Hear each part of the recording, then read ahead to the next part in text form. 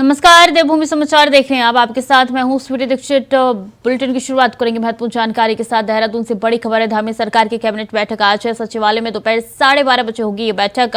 मुख्यमंत्री धामी करेंगे बैठक की अध्यक्षता। कई अहम प्रस्ताव पर लग सकती है मुहर। इन्वेस्टर समिट को लेकर भी कई अहम प्रस्ताव इस बैठक में चर्चा के विषय में लाए जा सकते हैं। सेंट्रल विस्टा की तर्ज पर सचिवालय बनने पर लग सकती है मुहर। सभी विभागों के निदेशालयों के निर्माण के लिए बनेगा प्लान। सर्विस सेंटर की आ सकती है नई पॉलिसी। विभागों की सेवा नियमावली में हो सकता है संशोधन। तो 12:30 बजे से ये बैठक होने जा रही है। मुख्यमंत्री पुष्कर सिंह धामी इसकी अध्यक्षता करने वाले हैं। कई अहम प्रस्ताव इस बैठक में रखे जा सकते हैं। और बता दें कि इस बैठक में सेंट्रल विस्टा के तर्ज पर भी आगे किस तरीके से कार्य कर रहे हैं इसका भी प्रस्ताव रखा जा सकता है। तो सीएम धामी की अध्यक्षता में कैबिनेट बैठक 12:30 बजे होने जा रही है। धामी सरकार की कैबिनेट बैठक आज है। बता दें कि 12:30 बजे ये बैठक होने जा रही है और इस बैठक में कई अहम प्रस्ताव रखे जा सकते हैं।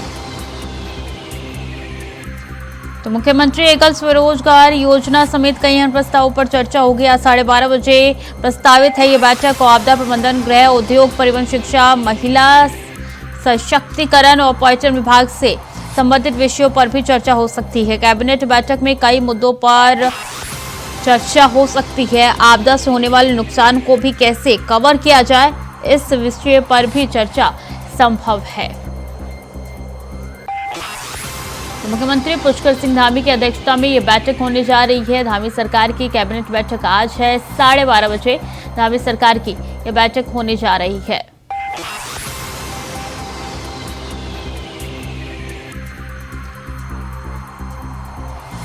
तो मुख्यमंत्री पुष्कर सिंह धामी की अध्यक्षता में कैबिनेट की बैठक कल 12:30 बजे होने जा रही है। और इस बैठक में वैश्विक निवेशक सम्मेलन के दृष्टिगत से विभिन्न विभागों की नियमावली, वो मुख्यमंत्री एकल स्वरोजगार योजना समेत कई अहम प्रस्तावों पर चर्चा हो सकती है। 12:30 बजे यह बैठक काफी महत्वपूर्ण मानी जा रही है। गृह, उद्योग, परिवहन, शिक्षा, महिला सशक्तिकरण और पर्यटन विभाग से संबंधित विषयों पर चर्चा हो सकती है। धामी सरकार की कैबिनेट बैठक आज है। 12:30 बजे बैठक होने जा रही है। कई अहम प्रस्ताव जिस पर मुहर लग सकती है।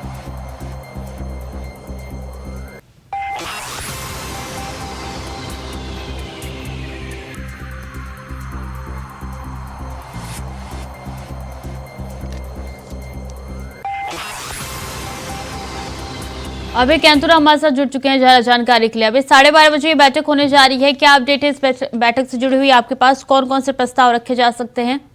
बिल्कुल, लगभग 1 दर्जन से ज्यादा आज कैबिनेट में प्रस्ताव यहाँ पर आ सकते हैं, जिस पर कैबिनेट की तरफ से यहाँ पर मंथन किया जाना है, अहम निर्णय यहाँ पर ले जाएंगे।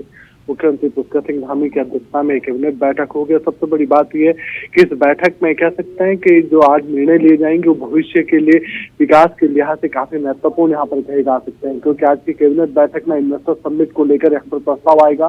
क्योंकि 8 और 9 दिसंबर को देहरादून में ग्लोबल इन्वेस्टर समिट का आयोजन करने जा रही है सरकार, जिसमें प्रधानमंत्री नरेंद्र मोदी यहाँ पर रहेंगे।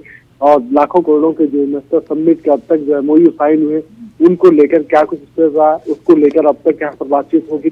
धरातल पर उतारे गए, आगे के लिए किस प्रकार से रणनीति बनाई गई है और जो लक्ष्य राज्य सरकार की तरफ से चुना गया था, उस लक्ष्य के कितना करीब अब तक सरकार यहाँ पर पहुंच पाई है। इन्वेस्टर समिट का आयोजन राज्य में विकास के लिए काफी महत्वपूर्ण है। क्योंकि इसी इन्वेस्टर समिट के माध्यम से जो निवेशक यहाँ पर आएंगे, जो निवेश यहाँ पर करेंगे, उस निवेश के जरिए राज्य में विकास की रफ्तार बढ़ेगी और युवाओं को रोजगार के जो अवसर है वो यहाँ पर पैदा होंगे। ये समझा जा सकता है कि ये काफी महत्वपूर्ण है। इसको लेकर आज इस कैबिनेट बैठक में महत्वपूर्ण निर्णय लिया जा सकता है। इसके अलावा जो कह सकते हैं कि देहरादून में विधानसभा सचिवालय का जो नया परिसर बनना है रायपुर में, वो किस प्रकार से होगा, उसके विस्तार की तर्ज पर, यानी रायपुर के जो विस्तार के तर्ज पर ये यहाँ पर काम होना है, ताकि दोनों ही सेंट्रलाइज हो सके, ऑनलाइन यहाँ पर काम हो सके और ज्यादा से ज्यादा जो पेंडेंसी अब तक होती थी वो यहाँ पर समाप्त की जा सके। उस पेंडेंसी के लिए अधिकारियों की जिम्मेदारी तय की जा सके, उसको लेकर यहाँ पर बातचीत होगी। इसके अलावा कई विभागों की जो सेवा नियमावली है जिसमें संशोधन होना है, क्योंकि आने वाले दिनों में कई ऐसे विभाग है जिसमें भर्तियों के जरिए युवाओं को रोजगार मिलना है, जो उनकी जिम्मेदारियां, उन जिम्मेदारियों को यहाँ पर तय किया जाना है। तो उसको लेकर यहाँ पर बातचीत होगी, संशोधन यहाँ पर किया जाएगा। और जो पिछले जो विकल्प रहे हैं, चाहे नए भर्तियों के हों बैकलॉग भुगतान का हो, वो किस प्रकार से यहाँ पर हो सकता है, क्योंकि राज्य सरकार आने वाले दिनों में दो बड़ी चीजें यहाँ पर करने जा रही है, जिसका ये कह सकते हैं कि दो विषयों पर आदेश यहाँ पर हो चुका है, चाहे वो सरकारी सेवाओं में महिलाओं को रोजगार देने का हो या फिर राज्य आंदोलनकारियों को क्षतिपूर्ति आरक्षण का लाभ देने का हो, उसको लेकर भी जल्द ही राज्य सरकार यहाँ पर अपना निर्णय ले सकती है। कैबिनेट बैठक में कैबिनेट के बाद उसे कह सकते हैं कि विधानसभा के पटल पर रखा जाएगा और वहां से उसे मंजूर देना है। तो ऐसे में अभी से ही उसके लिए विभागों को तैयार रहने के लिए कहा गया। उनकी जो सेवा नियमावली है उसको यहाँ पर संशोधित करने का काम किया जाएगा, ताकि किसी भी प्रकार से निकट भविष्य में कोई और आक्रोश यहाँ पर आंदोलनकारियों का देखने को ना मिले। साथ ही नजूर भूमि लेकर आज ये कह सकते हैं कि बड़ा प्रस्ताव सरकार की तरफ से यहाँ पर रखा जा सकता है, ताकि नजूर भूमि के जो मामले हैं वो यहाँ पर सॉर्ट आउट किए जा सके। आज की बैठक कई मायनों में महत्वपूर्ण है। 12:30 बजे से बैठक सचिवालय में होगी, मुख्यमंत्री पुष्कर सिंह धामी की अध्यक्षता में बैठक होगी और उस बैठक के माध्यम से सरकार विकास का खाका तैयार करेगी। साथ ही मुख्यमंत्री जो एक स्वरोजगार योजना है उसमें किस प्रकार से आगे लाभ दिया जा सकता है, राज्य के युवाओं को कैसे उससे जोड़ा जा सकता है, जो पूर्व में जो विसंगतियां जो संबंधित जो कह सकते हैं परेशानियां सामने आ रही थी उनको कैसे दूर किया जाएगा, उसको लेकर यहाँ पर बातचीत होगी। तो कह सकते हैं महिला सशक्तिकरण को लेकर भी यहाँ पे जोर देने की कोशिश की जाएगी इस बैठक में, क्या ऐसा है? मतलब ये कह सकते हैं कि राज्य में महिलाओं को सशक्त बनाने के लिए धामी सरकार लगातार यहाँ पर काम कर रही है। अभी तक राज्य सरकार की तरफ से जो बड़े निर्णय लिए गए उन बड़े निर्णयों में ये कि राज्य की जो नौकरियां उन नौकरियों में 30% आरक्षण महिलाओं को देने का काम यहाँ पर किया गया। यानी राज्य की जो महिला होंगी राज्य की नौकरियों में उनको 30% आरक्षण देने का काम यहाँ पर किया जाएगा। ये महिलाओं को सशक्त बनाने के लिए है। इससे पहले ही ये कह सकते हैं कि पूर्ववर्ती जो सरकार है उनकी तरफ से भूमिधरी महिलाओं को हिस्सा देने की बात यहाँ पर कही गई थी। जो गोल खाते हैं उन गोल खातों में महिलाओं का नाम जोड़ने की बात यहाँ पर कही गई थी, ताकि किसी भी प्रकार से जमीनों से संबंधित मामलों में या परिवार जुड़े हुए मामले उनमें महिलाओं की जो साझेदारी है बराबर यहाँ पर हो सके, उनको हक यहाँ पर मिल सके। तो ऐसा समझा जा सकता है कि महिलाओं को सशक्त बनाने के लिए जो सरकार काम कर रही है, जिन योजना पर काम कर रही है, उनकी समीक्षा भी यहाँ पर होगी। आने वाले दिनों में जो लखपति दीदी योजना यहाँ पर संचालित हो रही है उसमें किस प्रकार से महिलाओं को ज्यादा से ज्यादा जोड़ा जा सकता है, उसको लेकर भी आज यहाँ पर अधिकारियों के साथ मंथन करेगी कैबिनेट मंत्रियों में और उसके बाद बहुत महत्वपूर्ण निर्णय यहाँ पर लिए जा सकते हैं। जी ठीक है, अभी बने रहिए हमारे साथ, आगे भी विभाग का रुख करेंगे।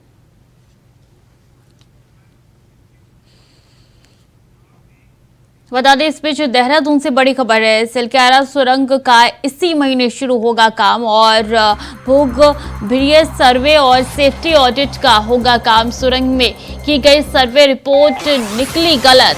NHIDCL ने दोबारा काम की शुरू की तैयारी की है, तो काम करने की दोबारा शुरुआत यहाँ पे की जानी है। ऐसे में सर्वे यहाँ पे होगा, सेफ्टी ऑडिट का भी ध्यान रखा जाएगा। NHIDCL ने दोबारा काम शुरू करने की तैयारी जो है वो कर दी है। बता दें सिलक्यारा टनल वही टनल है जहां पे 41 मजदूर तकरीबन 17 दिनों से फंसे हुए थे, जिनको सुरक्षित बाहर निकाला गया था। इसके बाद से कई सवाल खड़े हो रहे थे। अभी लगातार हमारे साथ बने हुए हैं। अभी कब से काम शुरू होगा और इससे जुड़ी हुई क्या कुछ जानकारी है? अगर काम शुरू होने जा रहा है इससे पहले क्या क्या ऐसी चीजें जिनका ध्यान रखा जा रहा है? देखिए, इन दिनों ये कह सकते हैं कि जो सिलक्यारा टनल है जो उत्तरकाशी जनपद में आती है वो काफी सुर्खियों में यहाँ पर रही है। सुर्खियों की वजह थी कि मलबे के भीतर ये कह सकते हैं कि सुरंग के अंदर 41 मजदूर फंसे हुए थे, जिनको रेस्क्यू करने के लिए 17 दिन का एक बड़ा अभियान यहाँ पर चला था। युद्ध स्तर पर इस रेस्क्यू अभियान को यहाँ पर चलाया गया था। सभी 41 श्रमिकों को सकुशल बाहर निकालने का काम किया गया था। उसके बाद तो अब तक ये कह सकते हैं कि ये काम यहाँ पर बंद था। जो टनल के भीतर सुरंग बनाने का जो काम था वो बंद रहा था, लेकिन अब पुनः उस काम को शुरू करने की तैयारी यहाँ पर कर दी गई है। जो NHIDCL जो कंपनी है उनकी तरफ से उसकी तैयारी यहाँ पर कार्य को पुनः शुरू करने की तैयारी यहाँ पर कर दी गई है। इंतजार इस बात का हो रहा है कि जब केंद्र की तरफ से जो सेफ्टी ऑडिट यहाँ पर कराया जाना है, सुरक्षा की जो मानक तय किया जाना है, उसकी जो जांच यहाँ पर होनी है उसका इंतजार यहाँ पर किया जा रहा है। जैसे ही ये जांच कंप्लीट होगी, उसकी रिपोर्ट आएगी, तो उसके बाद पुनः ये कह सकते हैं कि टनल के भीतर जो बचाव का जो काम है उस कार्य को करने का काम शुरू कर दिया जाएगा। क्योंकि लगभग ये कह सकते हैं कि 4.5 किलोमीटर की टनल यहाँ पर बन रही है, जिसका 2 भागों में निर्माण वहाँ पर हो रहा है। यानी सिलक्यारा की तरफ से लगभग 2370 मीटर की सुरंग यहाँ पर बन रही है, जिसका काम लगभग पूरा हो चुका है। वहां पर से और सुरंग के भीतर ये काम होना है। बड़कोट की तरफ से लगभग 1600 मीटर का काम यहाँ पर बाकी था और 1600 मीटर काम होना था, जिसमें 450 मीटर का काम अभी बाकी बचा हुआ। जी बिल्कुल, अब देखना होगा कौन कौन से ऐसी चीजें हैं जिनको ध्यान में रख के कार्य दोबारा से शुरू किया जाता है। बहुत बहुत शुक्रिया अभी आपका तमाम जानकारी के लिए। सीधे चलेंगे देहरादून, जहाँ पे सीएम पुष्कर सिंह धामी क्या कुछ कह रहे हैं, आपको सुनाते हैं। सभी हमारे अतिथिगण,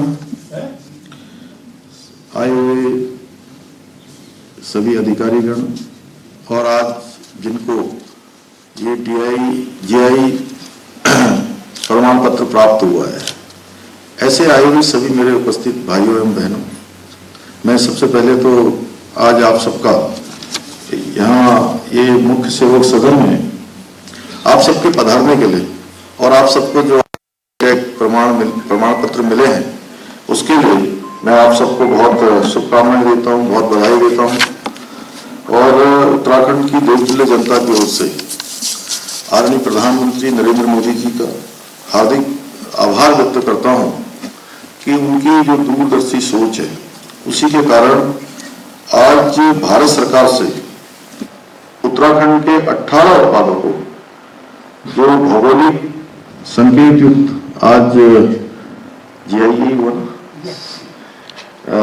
प्रमाण पत्र मिल पाए हैं, आज हमारे लिए बहुत ही खुशी का अवसर है।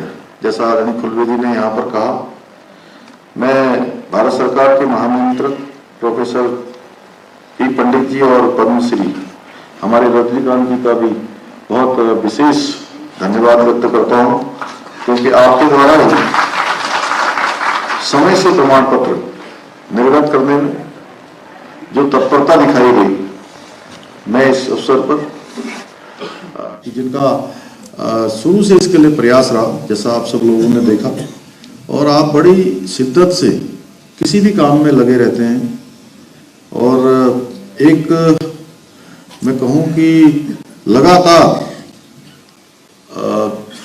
एक परिश्रमी जो व्यक्ति होता है, बिना आगे आए लगातार चीज़ों को सिद्धि तक जो पहुंचाने का काम करता है, वो काम आपने इसमें किया है। और मुझे बड़ी खुशी हुई कि जब आप लोगों ने अभी सिंगोड़ी और बाल मिठाई का भी नाम लिया, तो जल्दी ही उसको भी जो है हम ऐसी संभावना है कि जल्दी ही उसको भी जो है जीआई टैग मिल जाएगा।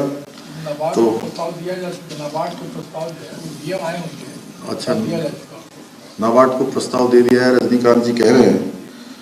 तो आपके मार्गदर्शन के लिए एवं सहयोग के लिए मैं विशेष रूप से आपका धन्यवाद करता हूं और मैं समझता हूं कि जो आज ये हमारा समारोह हुआ है, ये तभी संभव हो पाया जब आपने इसमें अत्यधिक प्रयास किया है, आपका मार्गदर्शन मिला है, आपका सहयोग मिला है। मैं जिन उत्पादों को आज जीआई टैग प्रमाण पत्र प्राप्त हुए हैं, उन सभी को बहुत बधाई देता हूँ, शुभकामनाएं देता हूँ। और आज का दिन हमारे लिए बहुत ही ऐतिहासिक है, क्योंकि 2003 में जब जीआई कानून से बनने से लेकर 2023 तक के 20 वर्षों के सफर में पहली बार ही होगा मेरे ख्याल से इतना कि क्यों रणवीर जी, आज पहली बार ही होगा कि एक साथ किसी राज्य के 18 उत्पादों को एक साथ जीआई प्रमाण पत्र प्राप्त हो गए।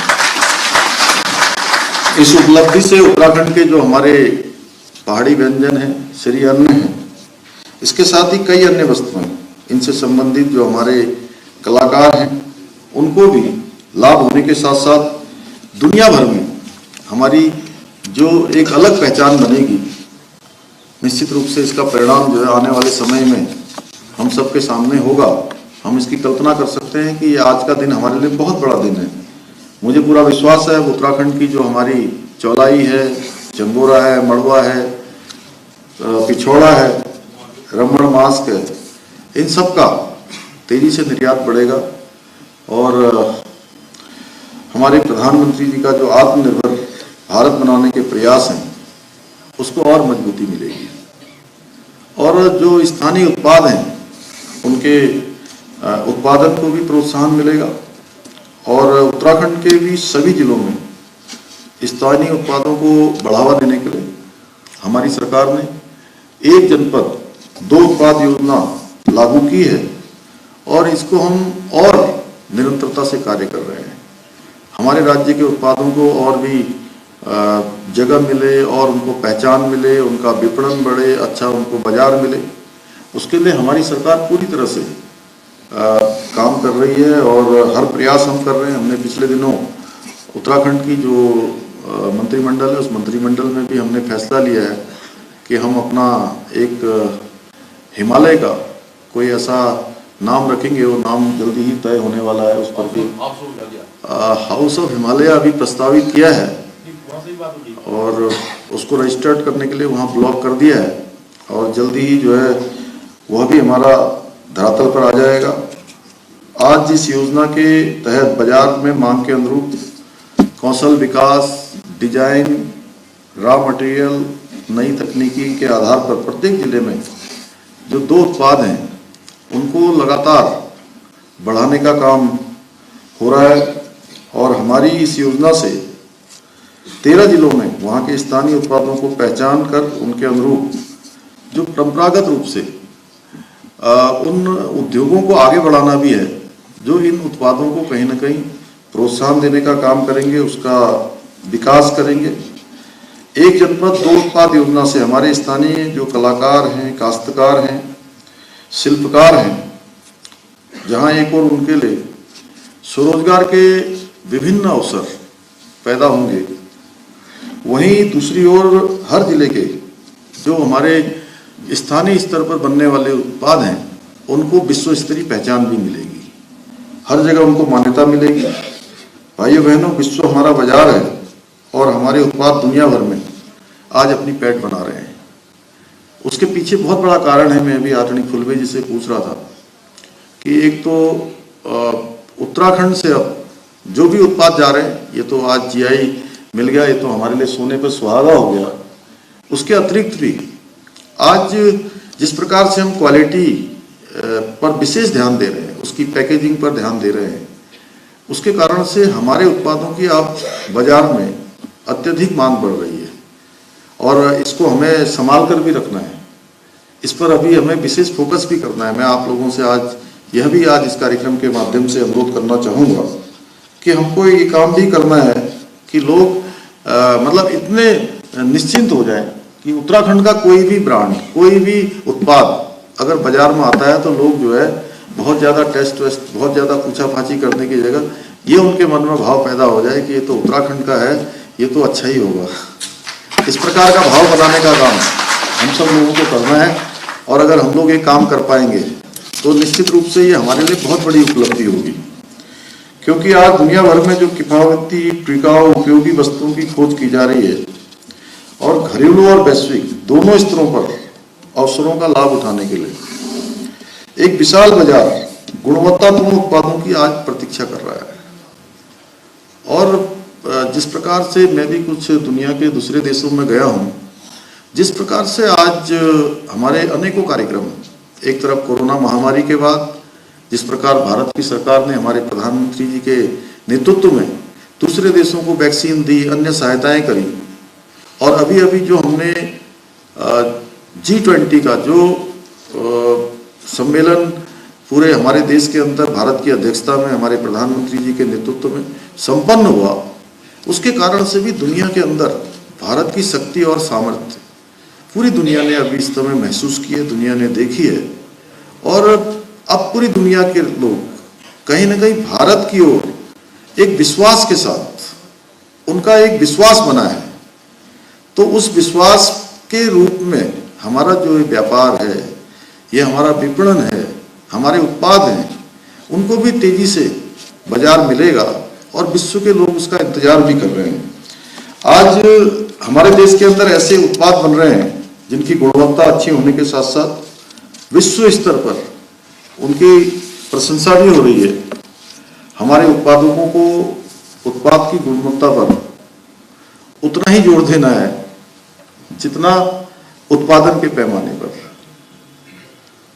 और अब अच्छी बात यह है कि हमको जहाँ जीआई टैग मिल रहा है, हमें पहचान मिल रही है, हमें एक मौका मिल रहा है, तो इस मौके को हमें एक बड़े अवसर के रूप में इसका उपयोग करना है।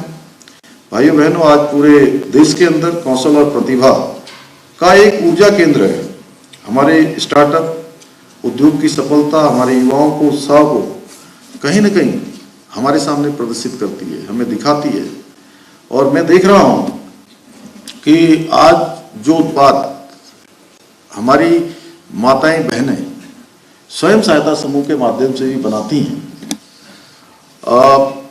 वो इतने शानदार होते हैं, इतने क्वालिटी पूर्ण होते हैं, गुणवत्तापूर्ण होते हैं कि जो मल्टीनेशनल कंपनियां हैं, कई बार ऐसा लगता है कि मल्टीनेशनल कंपनियों से भी अच्छा उत्पाद बनाने का काम आज हो रहा है। ये बहुत बड़ी उपलब्धि हमारी है और हमें इसके सहेज कर रखना है।